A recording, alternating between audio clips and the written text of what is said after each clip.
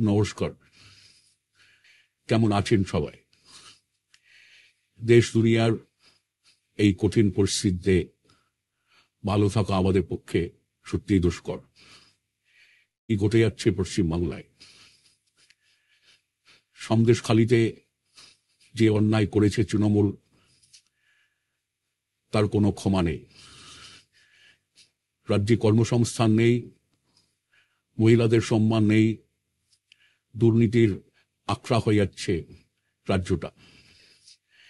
আমরা রাজ্যটাকে সুন্দর করে সাজিয়ে তুলছিলাম।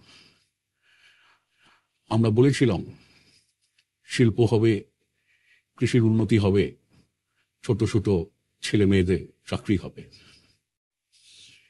ওদিকে কেন্দ্রে ক্ষমতা দখল করে বসে আছে দাঙ্গাবাজ বিজেপি, দুর্নীতিগ্রস্ত বিজেপি।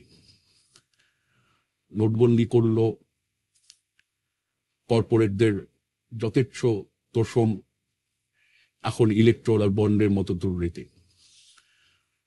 দাম বাড়ছে নিত্য প্রয়োজনীয় জিনিসের, ঢুকছে অর্থনীতি। প্রতিদিন সাম্প্রদায়িক ঘৃণা ছড়াচ্ছে বিজেপি, আরো শেষ। মনে রাখবেন, তৃণমূলের আমলেই কিন্তু বাংলায় বিজেপির বারবারন্ত। কে এই নরেন্দ্র মোদী, কে এই মমতা ব্যানার্জি?